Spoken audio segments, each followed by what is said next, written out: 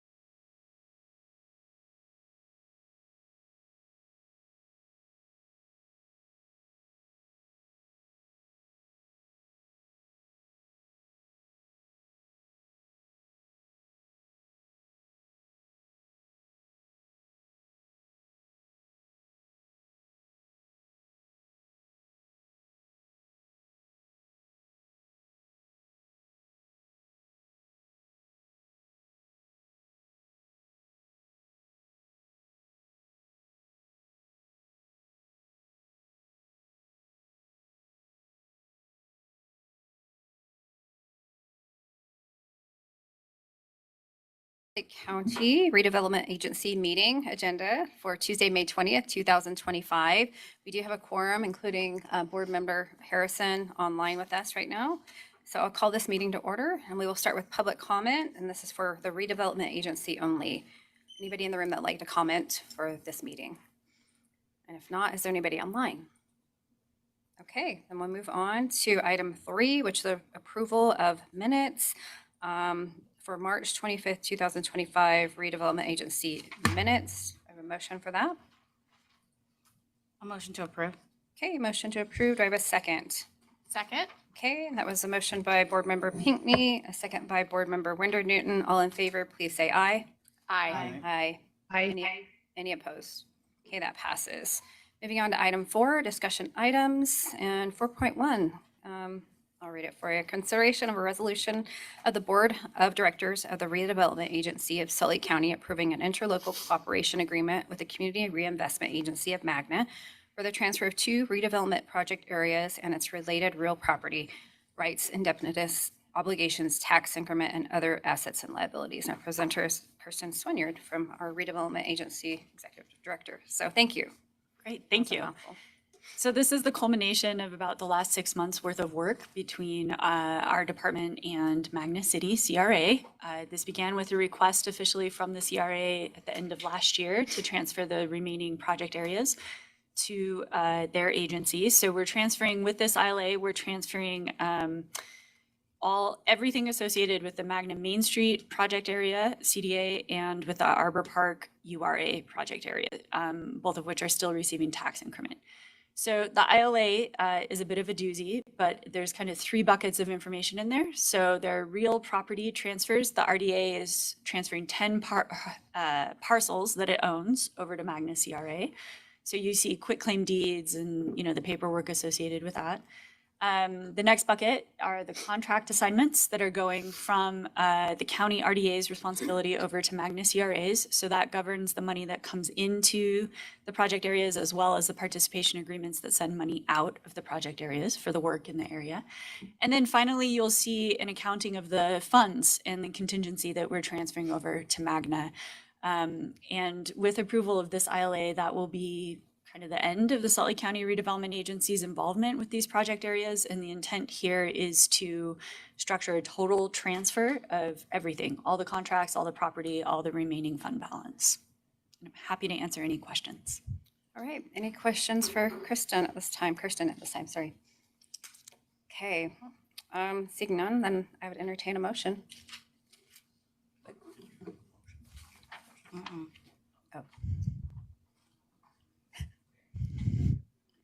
Oh, I'll move approval of item 4.1. okay, do I have a Second.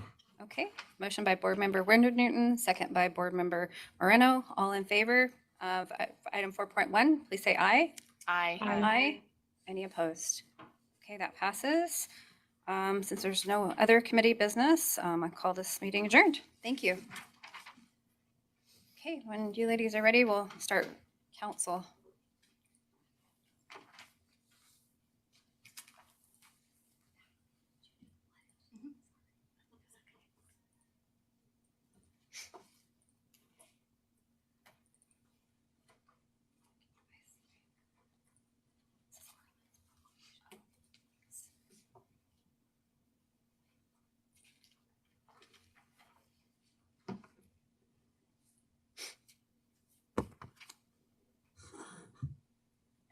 Okay.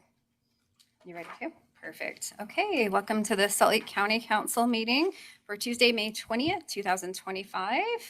Time is 1:35, and I call this meeting to order. We will start out with our Pledge of Allegiance given by Councilmember Pinckney. Please stand. I pledge allegiance to the flag of the United States of America and to the republic for which it stands, one nation, under God, indivisible, with liberty and justice for all. Thank you. All right, thank you. From there, we'll move to our public comment. If there's anybody in the room that would like to comment at this time, please come forward to the microphone, state your name, address, and you have 3 minutes.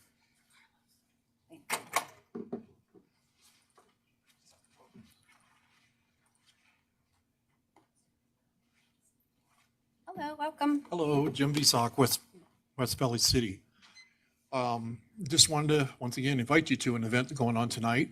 Our Ninja Agility course ribbon cutting is tonight at 5 o'clock. It's at Westview Park, which is 41 and 6,000 right on the corner. You guys can make it. I know with this meeting and stuff, may not be able to, but it should be a fun thing. And I know they got money from everywhere to build it. So, it'd be cool to see you guys out there. Awesome. Thanks, for Jim. that information. Appreciate Thank it. you, Jim. Yes. I didn't repeat his name. I didn't get the last name. Oh, yeah. Do you mind? Besock. Besock. Jim Besson. It's on his shirt. Show her your shirt. There you go. Like VESOCK, yeah. Okay. Anybody else in the room that'd like to give public comment at this time? And I just want to acknowledge Councilmember Harrison is online with us as well. Hello.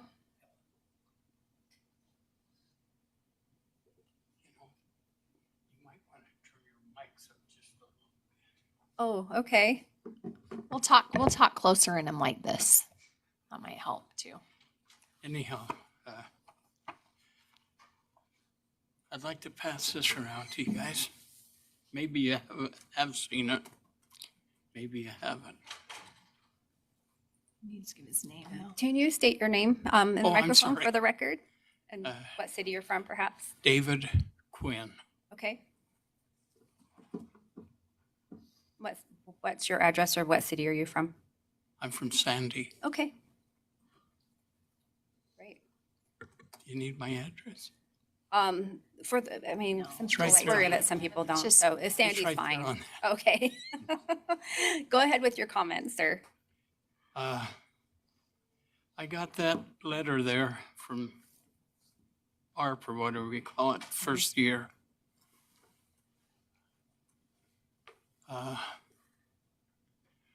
Right after that, I got my tax notice for the house. It was $3,000. Anyhow, I get this letter. It tells me that I can defer that until I pass away. Is that what you read? I just screenshotted it, so I have it to. That's why I gave reference. it to you. So, thank you. I passed it on to the other council members, but go ahead with your comments. Anyhow, it says that I don't have to pay my taxes if I talk to you guys. You will give me the ability to defer it till I pass away. Is that true?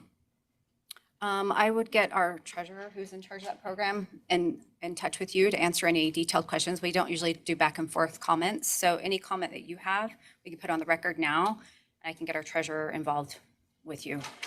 I've already been in here 3 times, not to this meeting, but to the tax commission.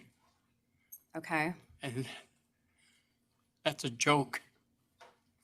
The first Okay. time I came, they set me in a hall with 9 other people in a circle. I gave my information to a man. He took it inside a room, come back out about 4 minutes later, and in front of all these other people, he discussed my taxes in front of 9 other people.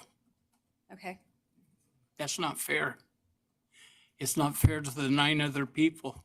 And as soon as one left, another person took his place.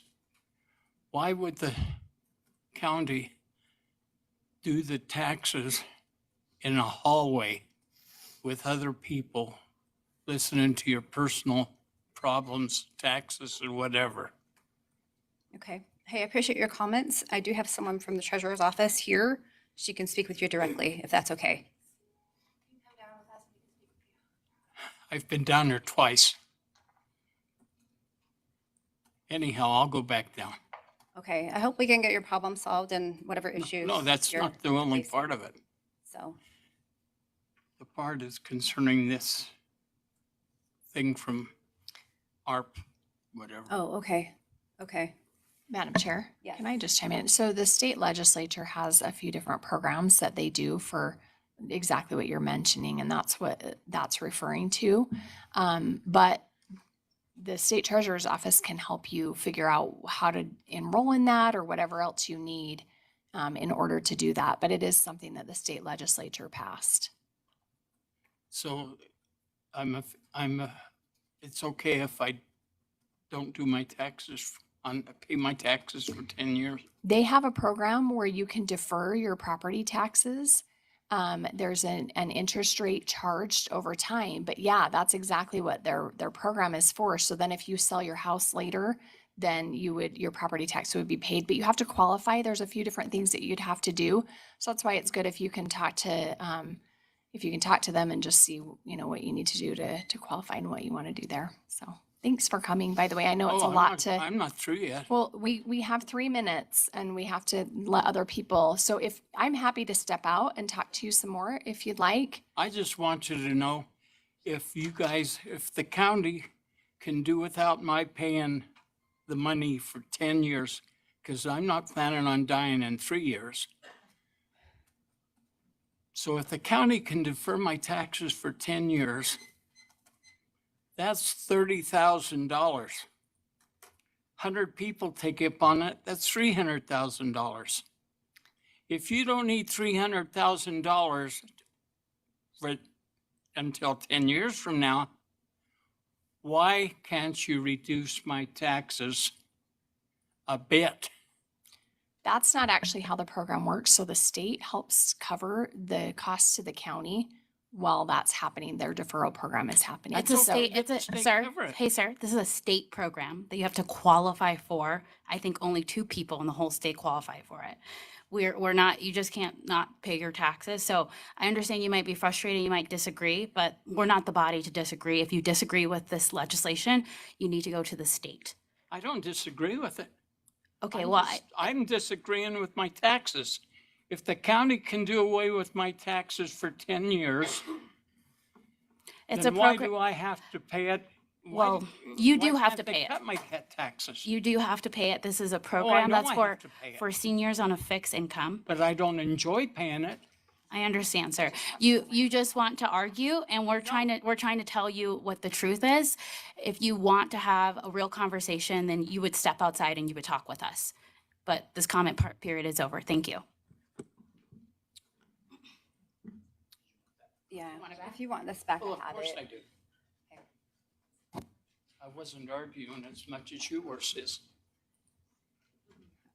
Okay. Hey, we appreciate your comments and we are sympathetic to people having to pay their taxes. It's no fun thing. So we get it. And we do have programs in place to help with that. So, and that's where we've directed him to go seek that assistance. So we'll move on. Is there any Chairwoman? other public comments here in the room? Could you send me the the screenshots that you took Oh, of yeah, you that? bet. I'd like to alert Adult and Aging Services if Yeah. perhaps that's causing some confusion, Okay. that our staff are ready to answer Yeah, you questions. bet.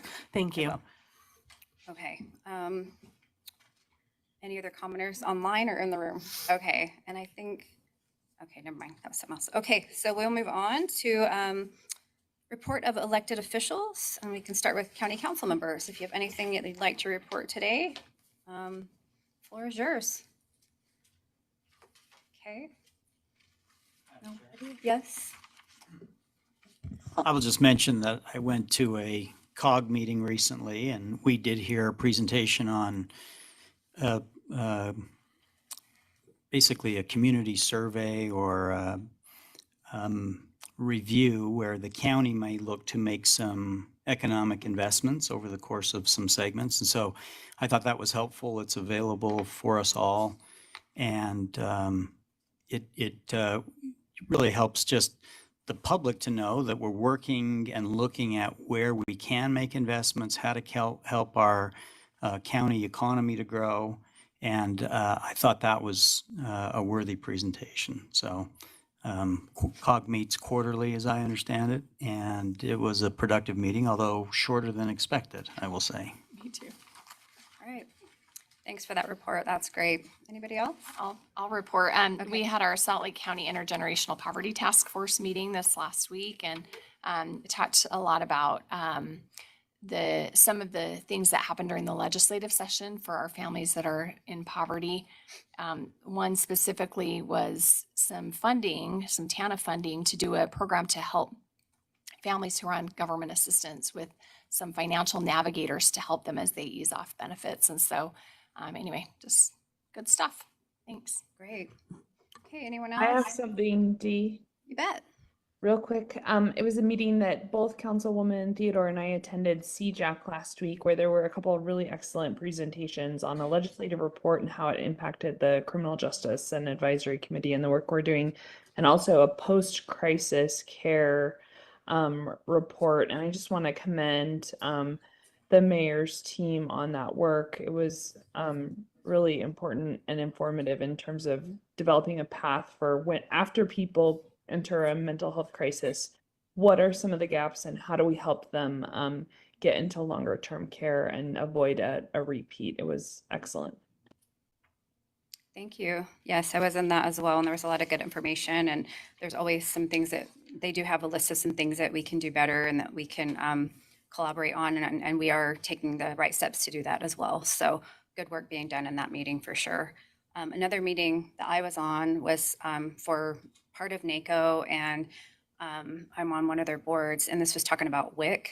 Not something you'd think that would be my situation, but it's something that I took an interest in because I do know someone that works in the WIC department, and they've just given me information on that as we've gone. But right now, funding for that program, it's a long-standing program. It's been around for decades, and it's really helped those that need the nutritional food for, their babies, whether it be formula or produce. And so there is an amount that they get each month for that. So it's really important. There was some worry that I think WIC is fine, but there was some worry about SNAP and how that might trickle down to WIC. But as of right now, I think WIC is fine. SNAP might have some adjustments. We'll see. I don't know where that's at right now. So there's a lot of fine tuning, with the federal funding right now. So, and we'll see where things land. But I thought it was interesting. I do think it's an important program, and there are people that benefit from it. So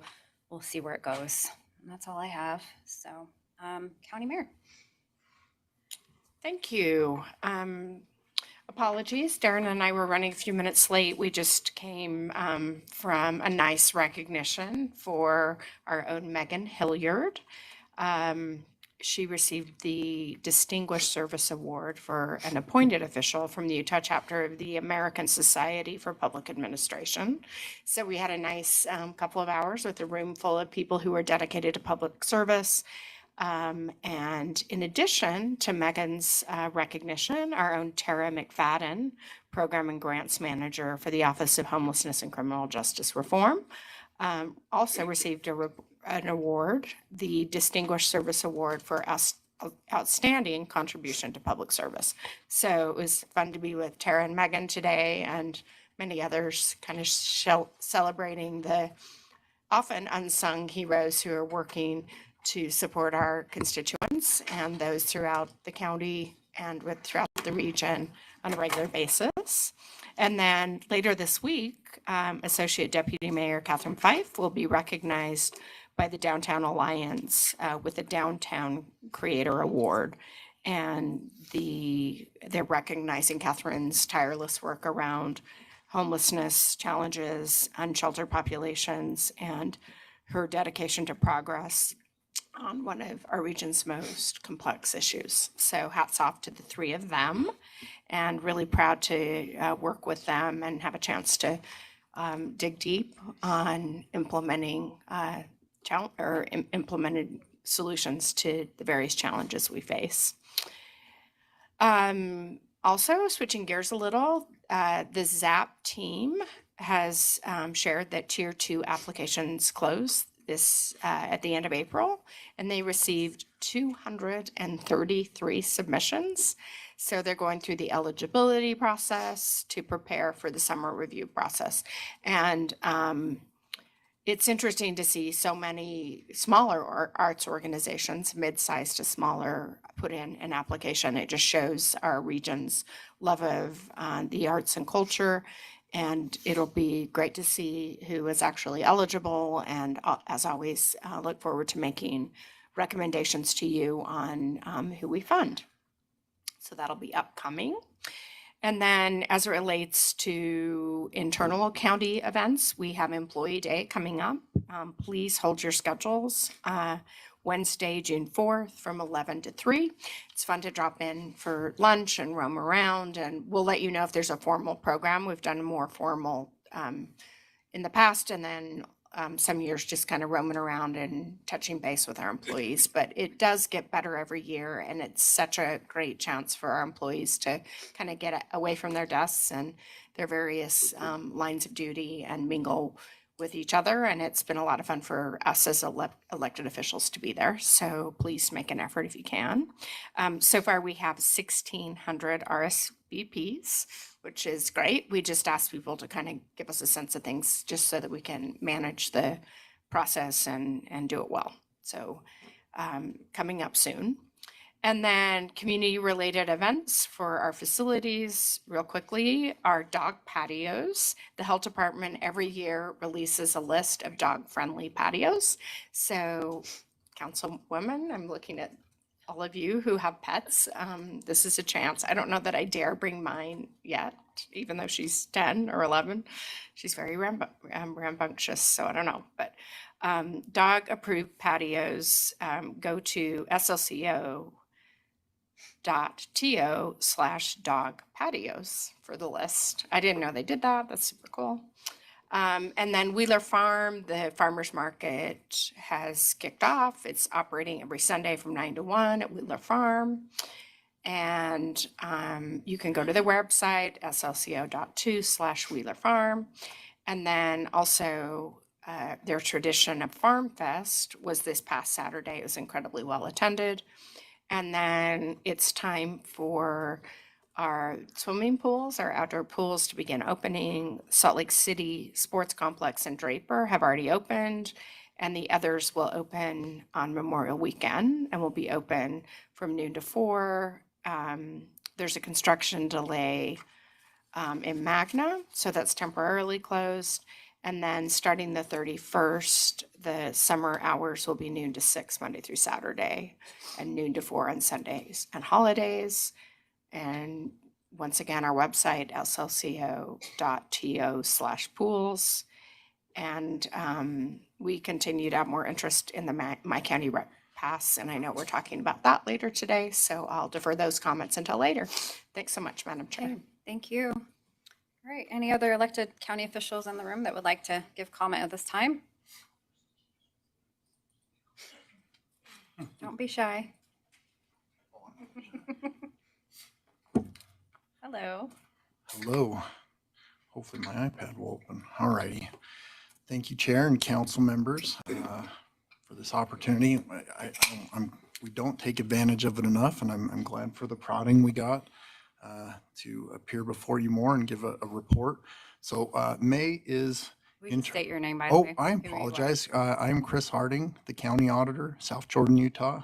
Thanks. 84095. 529. No, I'm just kidding.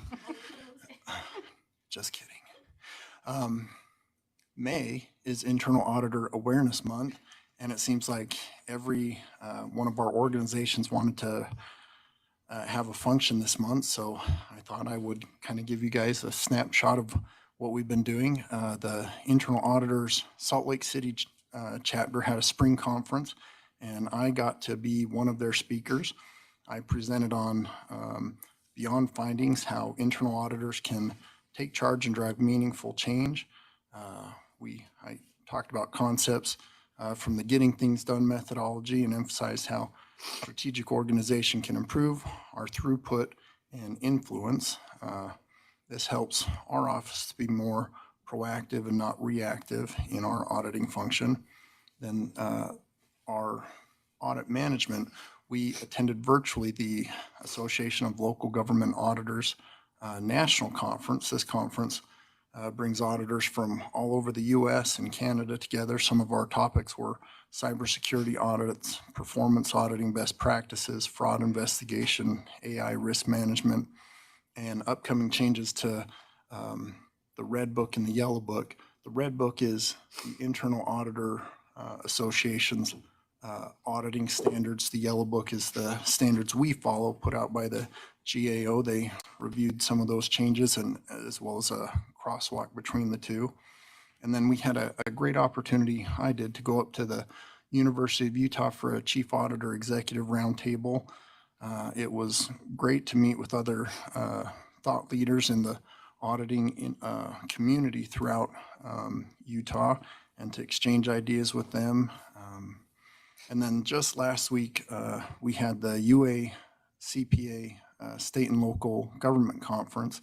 This is where CPAs from around Utah get together. We talked about interesting stuff like the GASB standards, but also the U had a representative there that gave us a really amazing briefing on not just cybersecurity, but the standards that they use to audit IT. And it was really helpful because not being an IT guy, sometimes that can be kind of intimidating when you're talking about how do you audit IT, and it lays out a very specific plan for how to do that. And I think we're going to incorporate that here at Salt Lake County. But I just want you to know that we are constantly looking for ways to improve our office, and boy, we sure took advantage of it in May. So we'll leave you with that snapshot. We've got other stuff in the works, but I want to leave things to report on in future weeks. But thank you again for this opportunity and for all you guys do. And I'll get out of your hair. Thank you. Yeah, thanks for commenting and giving that information. Appreciate it.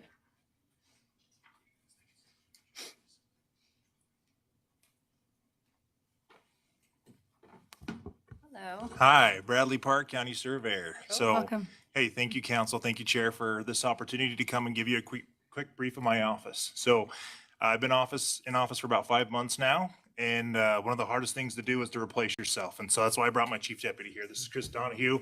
He came to us from Salt Lake City. He was the city surveyor over there and has really helped me do a lot. And, one of the big things I want to do is continue to build a relationship between the cities and the county. Not a lot of city surveyors out there. He was one of them.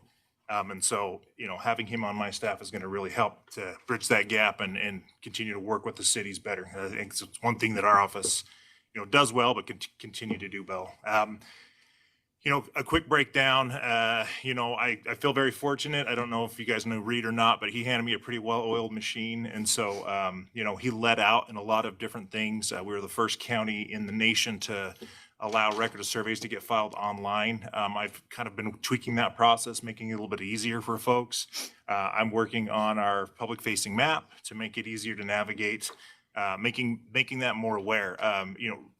There was an opposition in this race for a lot of years. And so when we had multiple candidates, that actually has brought a lot of the public to recognize what our office does. And I get a ton of emails from the public now, which is great.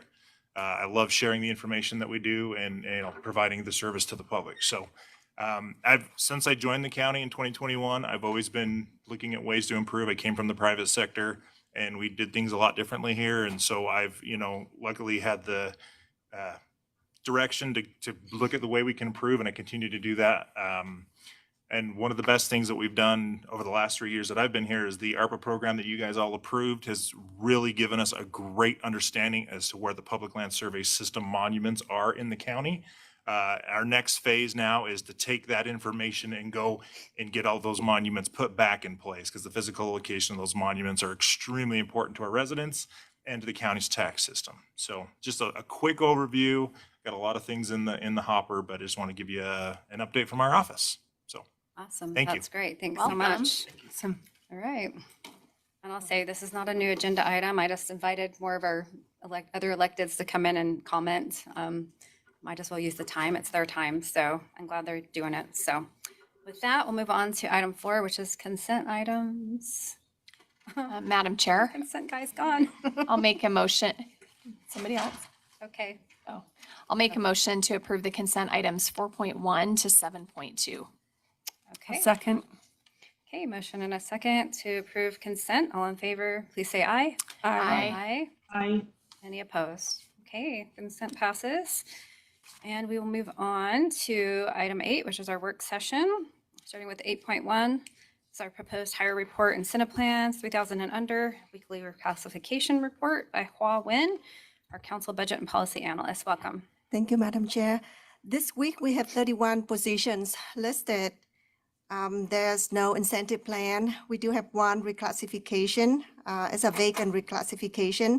The Health Department reclassified a senior health informaticist to become a public health informaticist, one grade lower. And that's all I have this week. All right, Thank you. That's easy. Thank you. Okay, so I'll move right into 8.2, which is an overview of my county rec pass. And we have presenters today, Robin Chalhoub, Salt Lake County Department Director of Community Services, and Christopher Otto, Salt Lake County Division Director of Parks and Recreation. Eliza Fasola, is that how I say it? Fasolai, okay, Salt Lake County Associate Division Director. Welcome. Wonderful. Oh, this seat is so low. Okay, thank you. All right. And we have our slideshow. Okay, we'll just get this. So while Lauren's bringing up that slideshow, thank you all for giving us time today on your agenda. We're here to present an update on the first 11 months of the My County Rec Pass. Oh, perfect. Thank you. I want to make sure I have this. So you did introductions, but I do want to say I'm honored to be sitting up here today with Eliza Fisulahi. She is a new associate director over recreation and is doing an amazing job. And of course, we have Chris Otto, who also is still in his first year of being our new Parks and Rec director. And I'm just honored to be up here with them today. And all three of us will be presenting. Down. There we go. So we're going to be covering a number of items. I put them here on the slide. We'll provide a recap of the initiative. We'll review its current impact by sharing some participation data. We'll provide some feedback from the community and discuss building for ongoing engagement. And then finally, we'll have a look ahead. The My County Rec Pass was launched on June 1st of 2024, and it was based on a program out of Denver County. And the My County Rec program is providing school-aged residents free access to recreation centers, pools, and ice rinks. So following the Denver model, we started with 5 to 18-year-olds. And with your support last fall, we expanded that program to include the 3 and 4-year-olds, which makes this program inclusive of all children from 0 to 18. And the question is, why this program? Well, the reason why is because it provides physical, emotional, and social benefits to the community of community recreation to all young Salt Lake County residents, ensuring their well-being and a sense of belonging in the community. So a little background. Parks and Rec proposed this program to Mayor Wilson, and she included it in her 2024 budget. It is funded through TRAC, and the council approved this request with a caveat, and I think it was from Mayor Winder-Newson, Councilmember Winder-Newson, that we come back and report after our first year.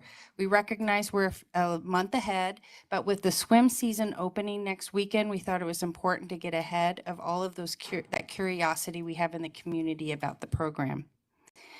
And that community has received this program so well and with such excitement that on April 1st, 2024, when we opened up the pre-registration for the passes, we had 1,546 signups on that first day. Our total registration to date is over 78,000 participants. And the summer is right around that corner. And as I mentioned, the pools are opening. We're getting a lot of enthusiasm, and we know that this program has the potential to continue to grow. So we're excited to be here today to share the program's successes and opportunities with you.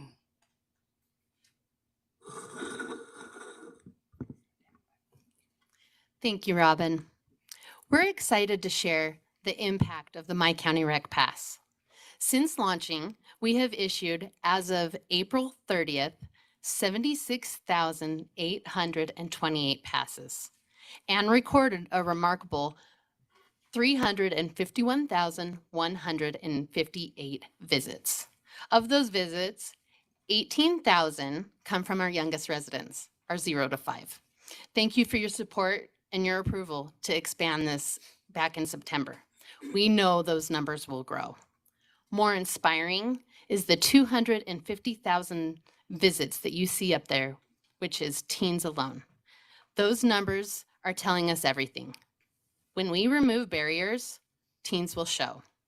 I've worked for Salt Lake County Recreation for 25 years. We go year to year trying to do activity from activity and program to program to get teens into our recreation center.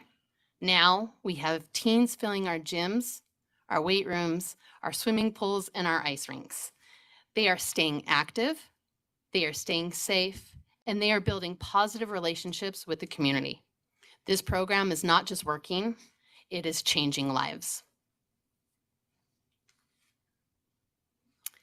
Up here, you will see the circles represent all of our facilities.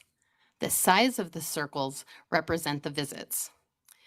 These are places we have cultivated, and now families and youth are flocking to them. Our recreation centers are becoming anchors to our community. As Associate Director of Recreation, I'm especially excited to see some of our visits at Magna, Northwest Rec Center, and our Taylorsville Recreation Center.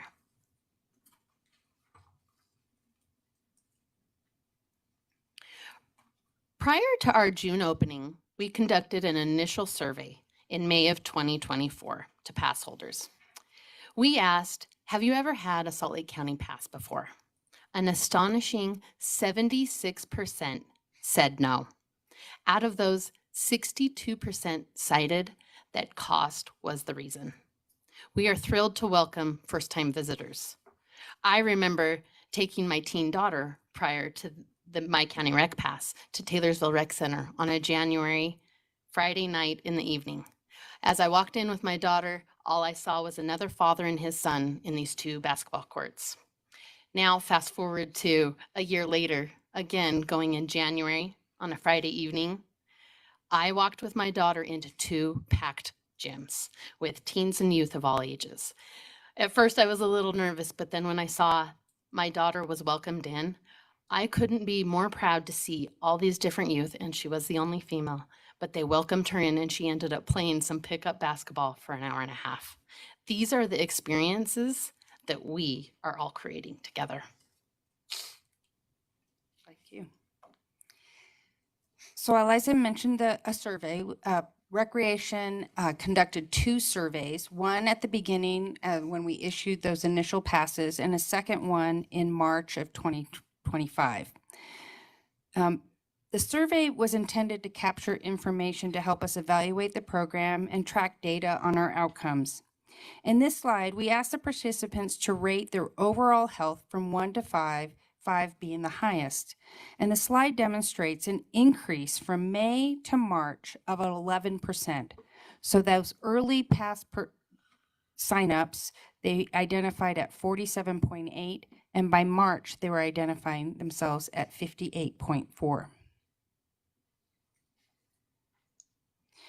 We asked similar questions about overall activity levels and saw similar results. And you see an increase of 12 percentage points from 37 to 48%.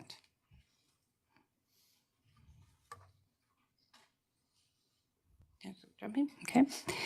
So getting to the heart of the matter, 71% stated that the My County Rec Pass has made them more active and healthier overall. Behavior was a concern of the council and for us when we initiated this pass, but recreation has not seen increases in behavioral issues among youth in our centers. If anything, we're seeing positive outcomes. Physical activity is a social determinant of health, and the My County Rec Pass is an active protective factor or upstream intervention for youth to mitigate some behaviors. Communities where families have access to safe, engaging after-school programs and activities build healthy families and children. One can correlate that youth engaged in healthy, active behaviors will also see an increase in other positive social emotional behaviors, including a sense of belonging and community, as well as lower antisocial and harmful behaviors. We find this data very optimistic.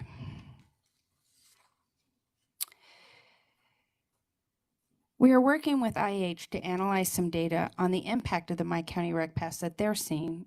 They reached out to us in order to collaborate on findings and to show and also to show support for our program. Here is a quote from Dr. Neil Davis. I'm so grateful for the My County Rec Pass. It has enabled many of the families I care for to have a good option for physical activity for their children. In addition to physical activity, it has gotten these kids off screens and into real world of play and social interactions. I've seen a tangible difference it has made.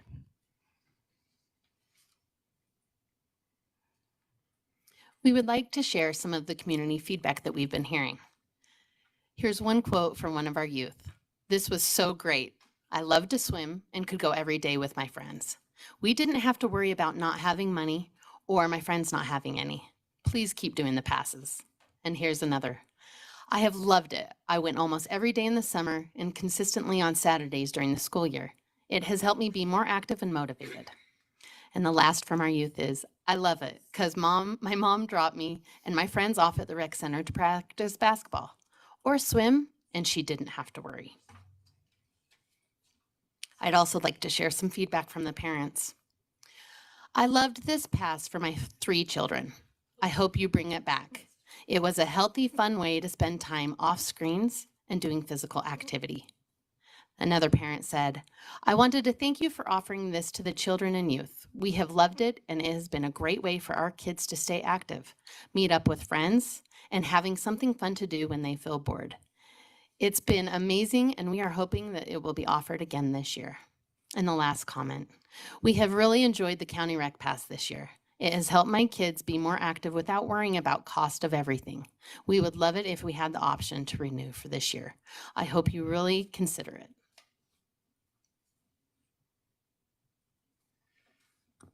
Thank you. We appreciate getting, the anecdotal evidence of folks coming back and telling us what they like about the program from both parents and students, but we wanted to throw some of the data at you that we've been able to receive so far.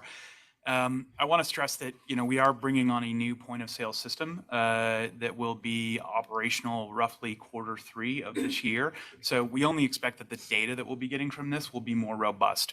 But for initial kind of shot of the first several months of the My County Rec Pass, you can see here that the blue line represents youth.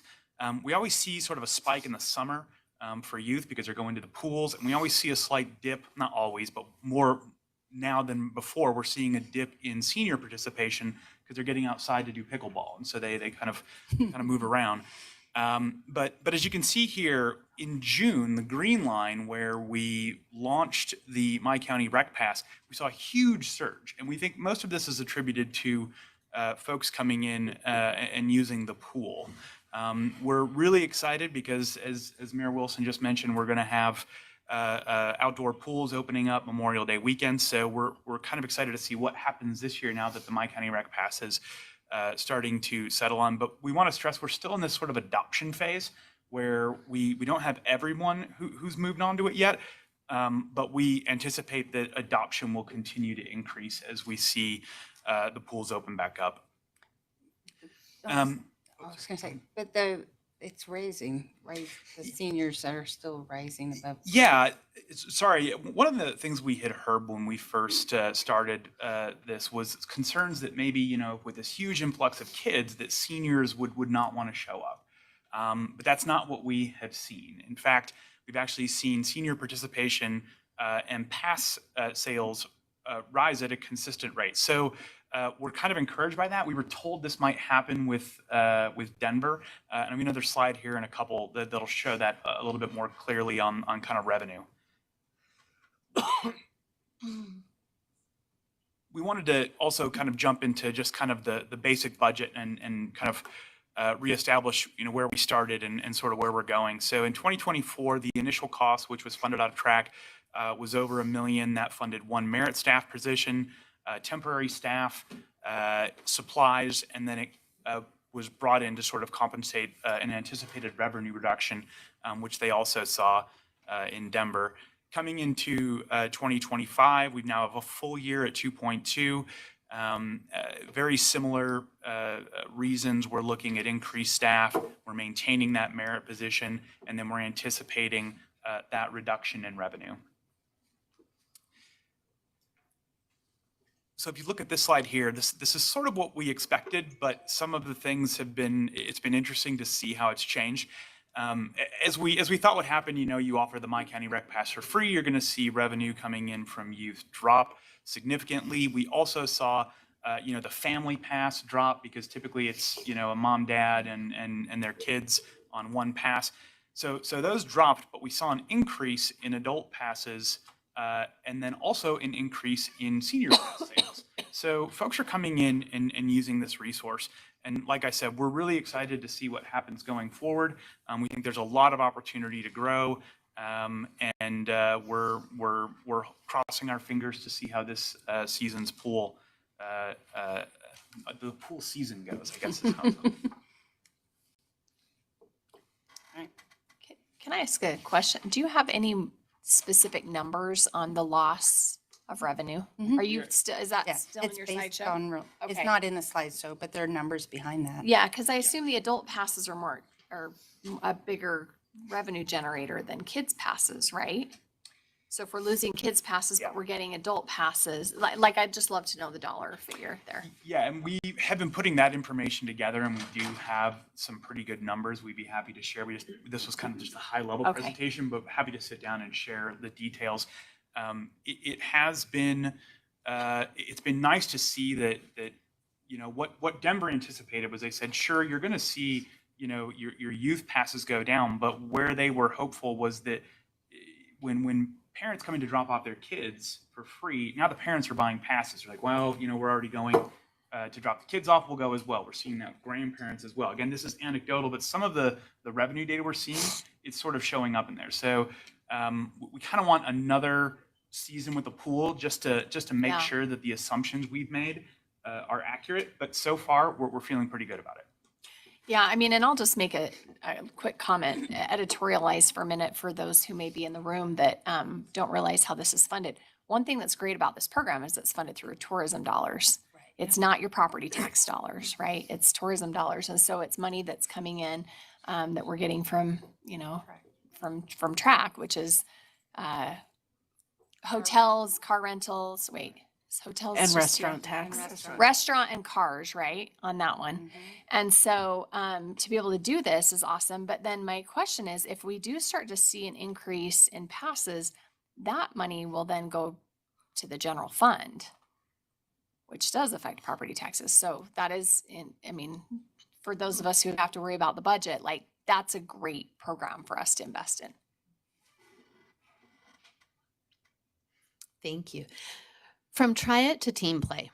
So when we opened the doors on June 1st, our first thought was to lay down the foundation. We wanted to remove the barriers and open amenities. And boy, did the kids come. We were so excited about that. Now going into 2025, we have started to incorporate these try it events, and they are exactly how they sound. What we're trying to do is put out events and different activities so kids can be introduced to everything from soccer to ice skating to basketball and all of those in between. Our hopes that are after the try it events, our youth will find something they love and join our paid clinics or our leagues and programs. Our leagues and programs generate revenue and they contribute to our program stability and expansion. And most importantly, we hope that the youth learn a lifelong recreation hobby that they can take into their adulthood. Can I ask a quick question in regards to that? Absolutely. With the passes and the programs that we currently have, are we expanding some of our programs then because of the more demand for those? Just curious. I know sometimes you go on to register and it's already full, right? Yes. Especially some lessons and things. And so just wondering if we're expanding. So Absolutely. And the Try It events are new. We have just started those into 2025. So we can't wait to see what this does. Absolutely. Great. Thanks. All right. Along with what Robin talked about earlier, we did look at our follow-up survey in March, and we asked our participants, if they would be interested in attending these Triad events or trying new sports and activities. 56% said yes, and 38% said maybe. And we can't wait to get those maybes in and try some things that they like. So just to wrap up, we just want to sort of set the table here. Our purpose today is to, confirm and promote the continuation of the past. We've heard a lot from municipalities, school districts saying, hey, is this going to continue? This was set up as a pilot. So we're, eager to get the nod that this is going to be something that we're going to continue to fund. And we do believe that should be the case. We're going to be looking at increasing utilization rates among those pass holders. Some folks signed up for the pass and we're trying to, and some, didn't use it. Once you get something free, it doesn't always come in. So we're trying to figure out why that happens and get more of those kids to come in. And then like you mentioned, Madam Chair, we're trying to refine the program offerings based on survey feedback to say, okay, well, what do you want next? And we do believe that pipeline from try it to actually getting into league play is both an opportunity for the kids to grow in the sport, and it's a revenue opportunity for the organization. But long-term, our primary goal with this program is to establish the My County Rec Pass as a cornerstone of youth development by promoting healthy habits, physical and social well-being, and access to recreation for all youth. We want to thank the track board for supplying the funding for this, my predecessor Martin Jensen for coming up with the idea, the mayor for sponsoring it, and the council for supporting it. This concludes our presentation. We'd be happy to take any questions you might have. All right. Any questions from council at this time? Yes, Ross. Thank you, Madam Chair.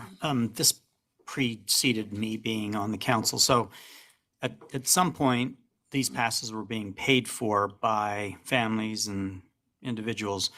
Do we know what the loss of revenue is from them moving from paying for it to not? I mean, obviously, when you offer it free, it's different, but what did we lose, and when did that occur? Sure. So I don't want to stress, these are all preliminary numbers. We're still following this and making sure we understand what's happening. But we lost about, I think it was around $200,000 to $250,000 from the time that we had normal pass sales to going over to the My County Rec Pass in that initial sort of hit. And then we also saw a drop in the family pass sales.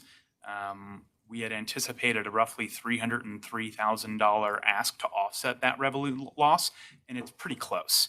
But again, as the other pass sales go up, it will start to offset that. Now, that doesn't necessarily cover the costs that come with the revenue loss.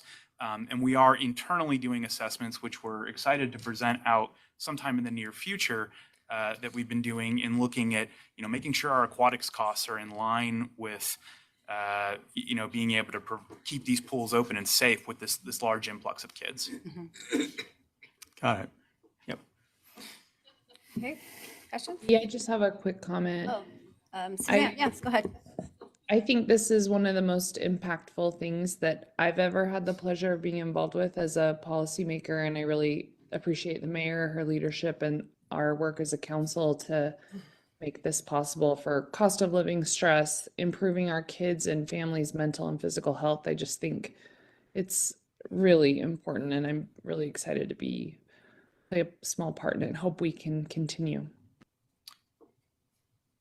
Thank you. We actually, with the partnership with Intermountain Health, we do see a lot of opportunity to really be able to tie some of that participation and user data back with some public health outcomes eventually. And we're just scratching the surface, but we are working with them and have some really interesting ideas of how we're going into the next year. Great. And I was going to say, I know in the school system, during COVID, we saw a couple things that happened.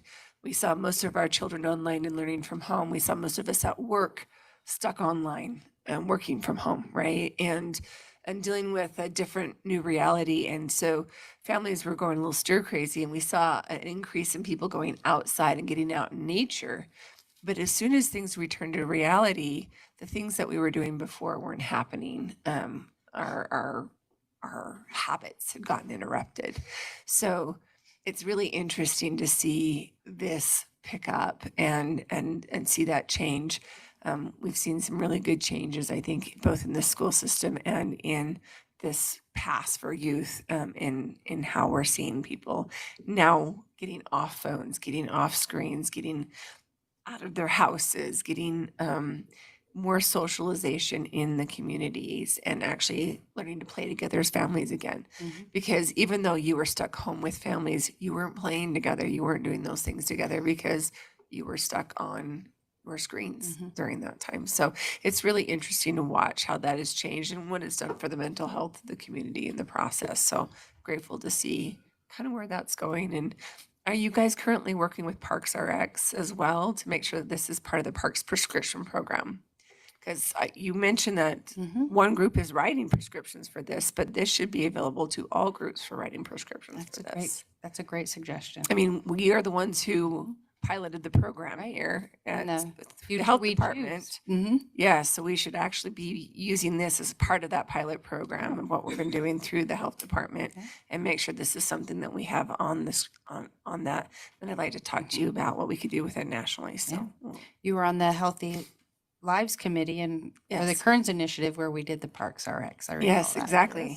So- And we've got the beta test program here at the county now Yeah. too, so it's awesome. Great. Going off of that, because again, I think this is a wonderful program. I think it's awesome that you have doctors prescribe. I didn't even know that was possible. You know, Yes, I was so that's excited, awesome. like getting off your phone. I'm like, please, we need them off their phone. I know you have this partnership, but is there other partnership with other clinics or, I think about neighborhood partners that are really big on the west side of Salt Lake City. And, I'm guessing you're already having those conversations, but it would be great knowing, our families that are, on the west side, how can they increase this knowledge and understanding to participate? I don't want to speak on your behalf, but those are like the things that we're really getting excited about in this second year is the Yeah. opportunity to build more collaborative relationships, whether it's through the community health educators in the health department and the coalitions, the healthy coalitions throughout the community, and also deepening the relationship with the school districts as well. And Chris has been we have representatives from the school districts on our Parks and Rec Advisory Board, and he's been talking to them about how they can grow the program and communicate that to their students. And so we have a lot of opportunity out there. And now that we're in our second year and we are not just trying to open the doors, I think there's an opportunity to grow the program in those relationships. Great. Well, let us know what we can do. We're most of us or all of us are on social media, so we'd love to push this out more. And a big shout out to Taylor. Taylor's in the back here. She's our manager for the Mike County Rec Pass, and she's doing a yeoman's job of trying to develop all those relationships, and she's doing a great job. Awesome. Madam Chair, Yes. after you're done, I've got a Okay. comment or two. Any other council members that would like to give a comment at this time? No, I will just say that thank you for all you're doing for this program. I've got a lot of positive feedback. In fact, I don't think I've had much negative. Anything that has come up, I think I've talked to you about. And so I think we've been able to address it. But I think there's far more benefit to this program than anything. The little hiccups that we have along the way, we work on, we fix them. And so I think that's great. So I'm excited to see it go into another year. And I've gone to the rec centers, I've seen kids coming in and they're all ages and they're just cute. They're there to have fun. And so it's just a great thing that we're doing. So hopefully everybody agrees with that. But anyway, Mayor. So I've got some comments and I've got a question for this team to you that I think is important to address today. First, just in terms of comments, this was a little bit of a leap of faith and talk about one that's paid off. In addition to the comments that have been made, I just feel like, when we do anything in the community, we often say, if we can impact even one child or one person experiencing homelessness or one person who's facing addiction, get on the right path. In this case, I think about, kids that just by nature happen to be more isolated just due to family circumstances or income circumstances. You get that one child in and have them receive, like your daughter was with those boys playing basketball.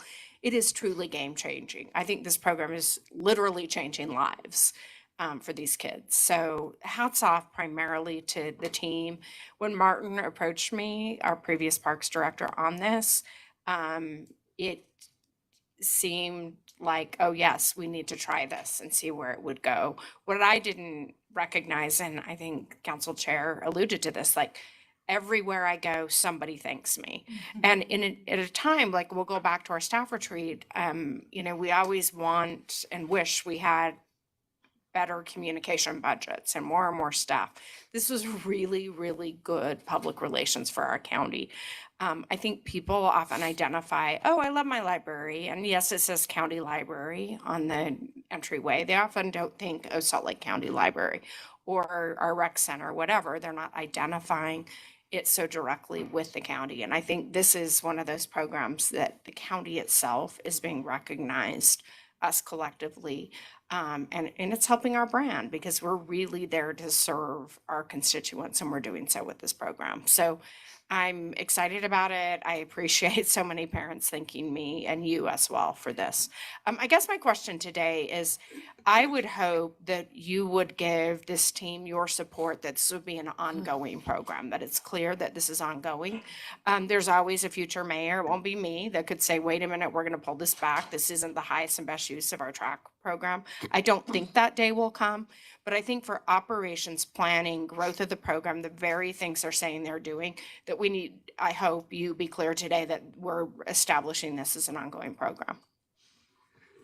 I would hate to think that there would be anybody out there that would look at the per dollar per child in Salt Lake County. There's no other program in Salt Lake County that we reach 74,000 youth anywhere that we can actually just touch every one of those families and lives. So per dollar for being able to make a life better.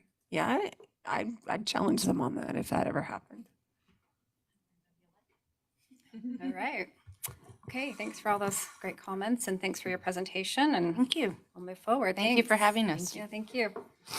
Okay, we'll move on to item 9, which is public hearings and issuance of public notices. 9.1 is just to set a public hearing for 1:30 p.m. on June 3rd to receive public comment on the disposition of real property located at approximately 3492 and 3502 South, 1000 West in Salt Lake City. And Salt Lake. Oh, I say South Yeah. Salt Lake. Oh, sorry, South Salt Lake. Okay. So just looking for a motion. Madam Chair, I'll make a motion to set the public hearing for June 3rd at 1:30 to discuss this, the property. I'll second. Okay, motion and a second, set the public hearing. All in favor, please say aye. Aye. Aye. Any opposed? Okay, that passes. And then we'll move on to 9.2, which is a public hearing to receive public comment on a transfer and conveyance of real property located at 8802 West, 2600 South in Magna City. And so I just need a motion to. We just need to go into public hearing. Motion to open public hearing. I'd be happy to move that we go into public hearing to get public comment on the transfer and conveyance of the real property that's in Magna City. Second. Okay, motion and a second to open the public hearing. From there, we can go to public comments on this item. If there's anyone in the room. Sorry. Just getting ahead of myself. Okay, so all in favor to open the public comment, please say aye. Aye. Aye. Any opposed? Okay, so we're in the public hearing and moving on to public comments. If there's anyone in the room that would like to give public comment on this item, please come forward at this time, or anyone online. Steve, okay, great. Steve, welcome. Thank you, Council Chair. Steve Van Maren, resident of Draper. I don't have any objection to the transfer, as I understand it. I am concerned about the paperwork. When I look back on when this meeting was noticed, it was different parcels. And I'm not sure, well, yeah, the parcel that you're discussing is attached to this item on this agenda. So I'd just like somebody to double check that. Thank you for your time.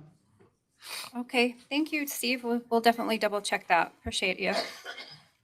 Okay, if there's no other comments. Take a motion to. That was corrected, just so you know. Oh, is it? Okay. Yes. Did you hear that, Steve?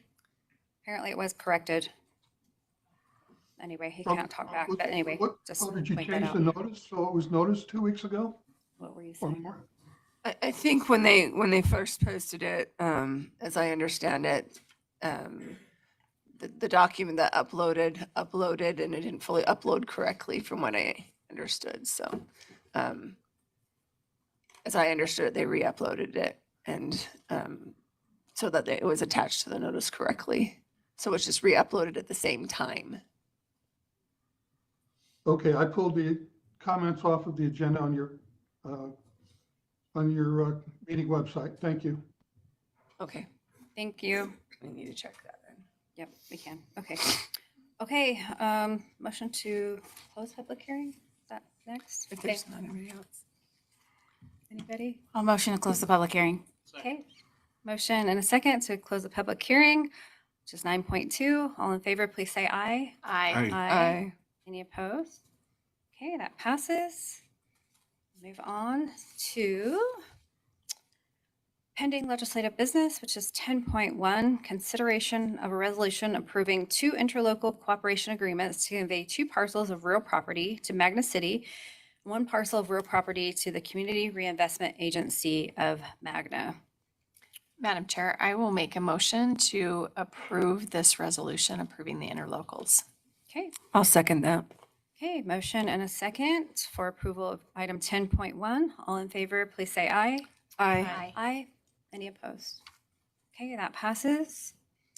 Moving on to item 12, which is proclamations, memorials, and other ceremonial or commemorative matters. And this is item 12.1, which is a proclamation honoring Arlen Bradshaw for his years of service on the Salt Lake County Council. And I don't know, You can take the hot seat. do you want to come up? And I mean, you can sit in your old seat if you like. Or- Actually, we need to have Isaac sit here. No, you gotta stay no, there no, because you you gotta be able to stay see here. something. But we're gonna have Isaac sit in your old seat. Is that okay, Dee? Yeah, of course. Come on up, Isaac. We're gonna roast you now. We like to- Isaac's in the wrong district. I don't think we can. Oh, it's not? Well, You do, oh, wow. That's great. All right. So this is a proclamation honoring Councilmember Arlen Bradshaw for his years of service and dedication to Salt Lake County. Whereas Arlen Bradshaw came to Salt Lake County as staff and aide to the chair of then Councilman Joe Hatch, and whereas Arlen decided to continue his career in public service by running for the vacant County Council District 1 seat in 2010, following Councilman Hatch's retirement, winning that election, and subsequently being elected to office a total of 4 times. And whereas during his time serving on the council, Arlen served as the chair of the Salt Lake County Redevelopment Agency for over 12 consecutive years. And whereas Arlen served on many boards during his council tenure, including but not limited to the Visit Salt Lake Executive Board, Utah Performing Arts Center Board, Salt Lake Valley Law Enforcement Services Area Board, Animal Services Advisory Board, Utah State Homeless Services Board, Salt Lake County Board of Health, Utah State Transparency Advisory Board, Salt Lake City Airport Advisory Board, and a very brief 1-month appointment to the Inland Port Authority Board. And whereas Arlen served on the National Board of Directors for the National Association of Counties representing Utah, although his party affiliation was different than most of the county officials across Utah, he was well respected by both Republicans and Democrats. His Idaho roots definitely helped him relate to some of the rural commissioners. And whereas Arlen was elected by his colleagues to serve as minority leader of the Democratic caucus 7 times during his council service, and whereas Arlen was known as the council's steady hand, making the motion to approve the complex weekly consent agenda, thereby undoubtedly setting a record for most approved motions by a council member that will likely never be broken. And whereas Arlen's council tenure included passionate work on animal welfare and Salt Lake County's no-kill mission, improving air quality, preserving open space and the natural beauty of our Wasatch Canyons, economic development, tourism promotion, mental health services, criminal justice reform, active transportation, and tireless advocacy for Salt Lake County's employees. And whereas Arlen was known as a collaborative, collegial, and friendly council member among his colleagues, and for being a good sport participating in their inside jokes, like Steve DeBry commonly singing "You Can't Always Get What You Want" to his good friend Arlen, and playing a holiday piano duet with Amy Winder Newton. And whereas Arlen is a diehard fan of the University of Utah athletics teams and used that to find common ground with his council colleagues of all political stripes. And whereas Arlen had a well-earned reputation as a straight shooter, not playing political games, and for being dependable and reliable, especially when it came to reliably needing to ask his staff for a pen at the start of every council meeting. And whereas Arlen's intelligence and wisdom often helped focus council deliberations, and his insights, explanations, and institutional knowledge were relied upon by council members from both parties, and whereas Arlen was willing to make difficult decisions and had the courage to make bold changes that he knew would benefit the county long-term, and whereas Arlen will be dearly missed by the constituents he represented, the Salt Lake County Council staff who took pride in supporting him in his service, and by his county council colleagues, now therefore be it resolved that the Salt Lake County Council offers its sincere thanks to Arlen Bradshaw for his 14 years of service on the Salt Lake County Council and wishes him well as he fulfills his new duties as Associate Deputy Mayor, and looks forward to grilling him with hard-hitting questions as he begins his new life on the other side of the table during council meetings.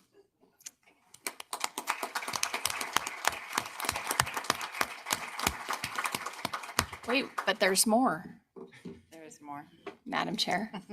I come bringing a little letter from the governor recognizing your service, so I'm gonna leave that with you. And then I made a little video for you, Arlen. So we'll see if this works. Better be a lot of duet singing.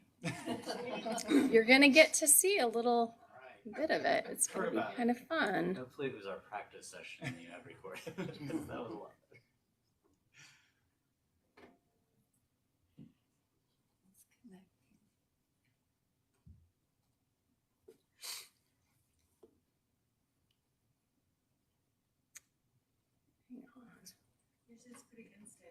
I know, this is weird. We practiced and it worked.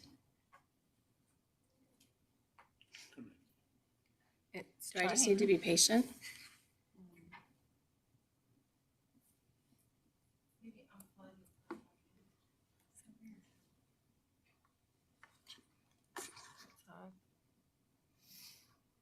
It's not recognizing it's unplugging either. Kind of confused. Like, Something's happening. this is connected. Did it disconnect? Something's happening on my computer. Maybe we need to. Oh, okay. Okay. Choose to mirror extend display. There you go. So you need to mirror it or extend display.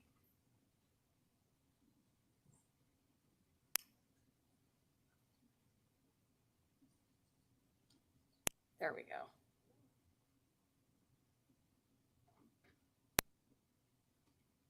Okay, there you go. All right, you ready for this? I gotta say, I'm gonna editorialize first.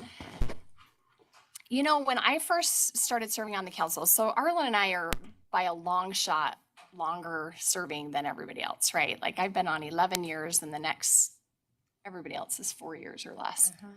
So, but I will say we were both a little more politically firebrand when early on. And so we kind of had an unpredictable friendship is what I would say, that when I was chair and he was the minority leader, that's when I got to know Arlen even better. But I just wanted to share an experience I had.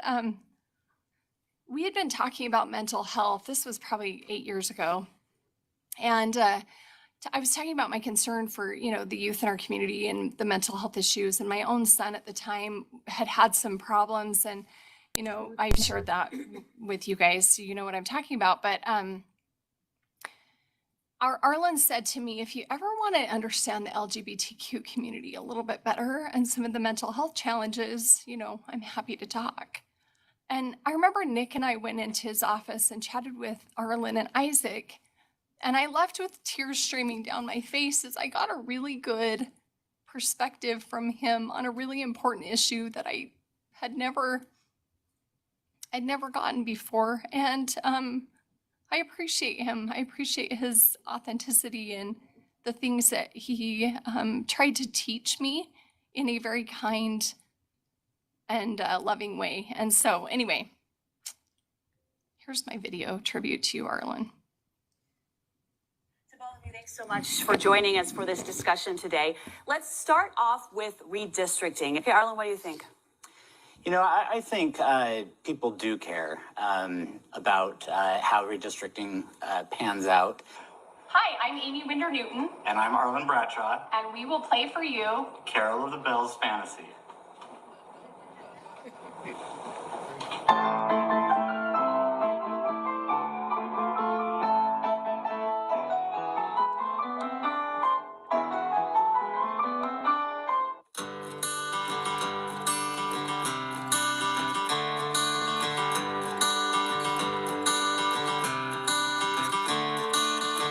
Another turning point, a fork stuck in the road. Time grabs you by the wrist, directs you where to go. So make the best of this test and don't ask why. It's not a question, but a lesson learned in time.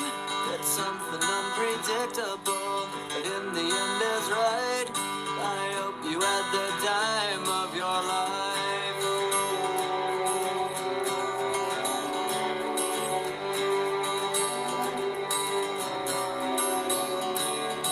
So take the photographs and still frames in your mind. Hang it on a shelf in good health and good time. Tattoos of memories and dead skin on trial. For what it's worth, it was worth all the while. It's something unpredictable, but in the end is right. I hope you had the time of your life. It's something unpredictable, but in the end is right. I hope you had the time of your life.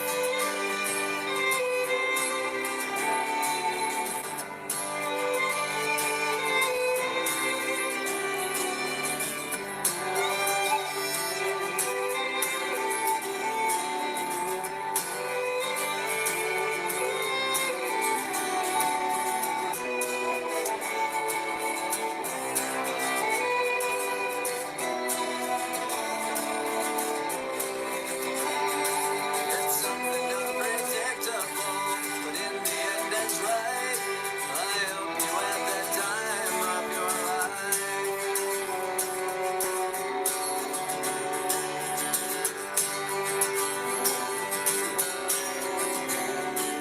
It's something unpredictable, but in the end is right. I hope you had the time of your life.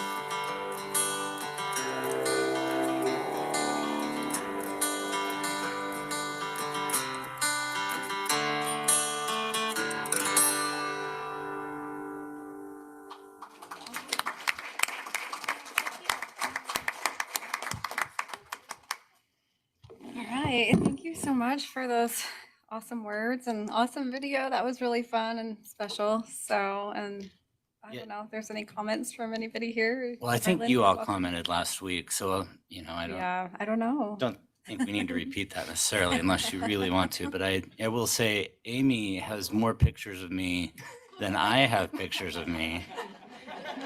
And as someone who doesn't love to see photos of himself, you know, that was like being roasted. So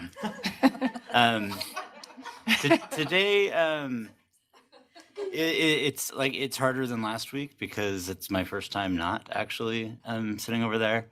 And more than once, I kind of voted back behind you because out of habit, it's like that's when I say I.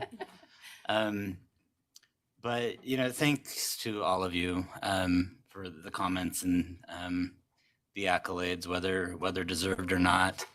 I want to take just a quick second and thank some people myself. And I'll start by thanking Joe Hatch, who, you know, there's probably not too many people left in this room who know Joe well or who worked with Joe. But it's because of his initial trust in a 20-something kid, and that he brought me to be his AA, was the affectionate term at the time, administrative assistant. And that set me on this path that I've been on. Because then after I worked for him for a few years, as Isaac pointed out, he told me he wasn't going to run for reelection. And so, well, I've seen what you do. I'm going to run for your seat. And, you know, I love our staff, and I love all the hard work they do for us, but it is very different. Once you are the elected official, it feels very, very different, and I learned that quickly. You know, one thing about the council that I realize I often have described the council as having a somewhat stagnant membership until recent years, because we've had so much turnover in recent years.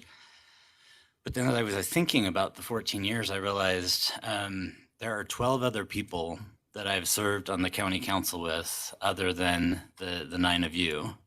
And I'm just going to mention them. So some of our former colleagues who have since passed on, and made me really nervous to serve on the council for a while because we had a rough couple of years, but David Wild, Randy Horiuchi, Sam Granado, and Max Burdick, all 4 great members of this council and great people who love their community.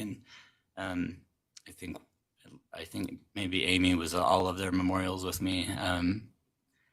But also serving with Janie Iwamoto, Michael Jensen, Jenny Wilson, Steve DeBry, Richard Snellgrove, Dave Alvord, Ann Granado, and Jim Bradley. Again, all great members of our community, who I consider every one of them friends, just like I consider each of you friends. Also 3 mayors, only 3 mayors, but Peter Caroon, Ben McAdams, and of course, Jenny. And I think one thing that over the past 14 years, I've really come to appreciate is this form of government and the fact that there are 9 of us from districts and at large. Because I think the best of a legislative body and elected officials from various areas in a time when we say we're divided, like it's a cliche, and we see all the dysfunction at the federal level that, you know, has kind of snuck into, I think, even our state government as well. I think the best of a legislative body is when you get to know all those other individuals like yourselves that you serve with, and understand your perspectives and your communities and the passion that brought you to serve. And more than anything, I think that can break down that divide that we refer to so often, because we see each other as people and not as political enemies. And, you know, to the newer members who I won't serve on the council with, I hope though, or any longer, but it was a brief period. You know, I hope from the administration though, we can continue to forge those relationships, and I hope you will all continue to get to know one another and make the best decisions for our county. Because really, I also have just really come to love county government. That was something Randy always said all the time. The county doesn't get no respect, like the mayor was saying earlier. They called it the Rodney Dangerfield of governments. But the county does really great things. We, of course, have our statutory duties, which I think we execute about as well as you can for a county of our size. And we can always continue to improve our criminal justice services and our delivery of mental and behavioral health. But we also get to do really fun, cool things like have rec centers and libraries and performing arts centers, and you know, the support of the arts. I mean, I was a Potato Farm kid, but I always liked singing and playing the piano, and you know, I appreciate the opportunities to participate in the arts as a young kid growing up in a rural area, and I like to think that the county helps foster those types of opportunities. Clearly, we're fostering athletic opportunities, as we just described. And, you know, we came from the ASPA luncheon earlier today. Some of you, I think, may have been involved in ASPA as well. And a comment was made that I really believe in, is that local government is in the quality of life business. And at the end of the day, that's, you know, what we are here to do, is to improve the quality of life of our community and our fellow residents, whether they live in Rose Park or Bluffdale.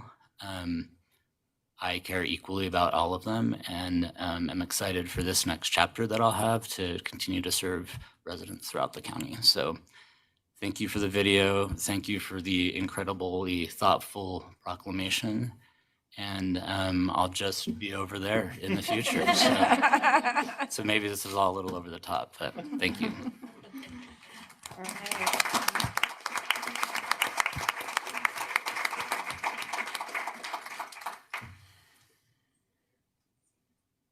Well, you get to keep it, don't you? I don't know. I had two other people I meant to thank in my list, so I just have to jump back in because I just remembered. I had 2 AAs or SPAs throughout my time, just 2. Now compare me to Amy. Amy, how many of you had? I had 2 that were here less than a year, so I Just kind of. what's the total so number? I think it's 6. I think it's 6.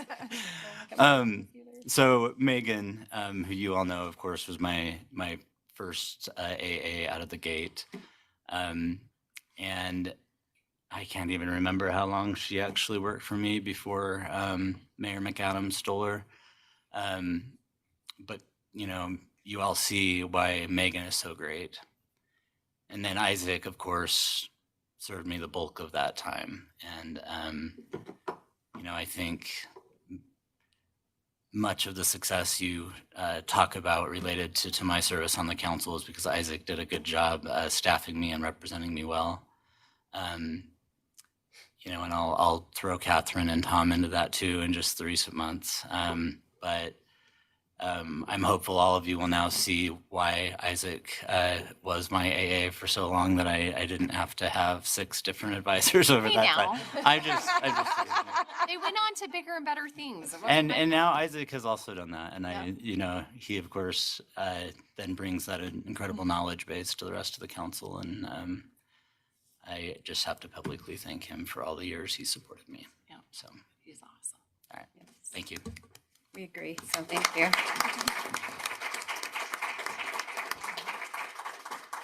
All right. And you get to say that. I'm gonna get him that picture of you, Mayor, and he can put it on his desk. Get one. The stern picture of you in the background. It was the 5th hour at the. I know, I had to include that. It was, but I included the smiley one of you too, so. Yeah, that's great. That was cute. Okay, well, item 13.1 is other business, notice of cancellation on the May 27th, 2025 County Council meeting in observance of the Memorial Day holiday. And And I with just have that- one other yeah, thing. okay. to get a motion on it too. Oh, okay. Yeah. Yep. Okay. I just moved that we just moved to notice it. Okay. Just move to cancel the meeting. I move that we cancel the May 27th, 2025 council meeting. Okay. Motion and a second to cancel that meeting. All in favor, please say aye. Aye. Any opposed? Okay. Okay, and then I just wanted to put a shout out to all of those schools in Salt Lake County who are, and all of the seniors getting ready to graduate right now. I know I have a son getting ready to graduate this year, and just wish them a happy graduation over the next few weeks, and hope that they have a happy and safe graduation and graduation parties. So, thank you. Okay. And happy Memorial Day to everyone, and we'll adjourn our meeting. So thank you. At the rec centers, there's a lot of them.